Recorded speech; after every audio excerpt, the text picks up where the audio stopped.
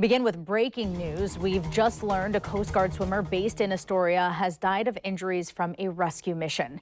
Aviation survival technician Tyler Jaggers was hurt last Friday during a medical evacuation mission offshore from Cape Flattery, Washington. That's at the tip of the Olympic Peninsula. We are told the mission was to transport a stroke victim. Jaggers eventually died of his injuries at Madigan Army Medical Center at Fort Lewis, Washington. Prior to his passing, he was promoted. The commandant of the Coast Guard also awarded him the Distinguished Flying Cross, one of our nation's highest awards for heroism in aerial flight.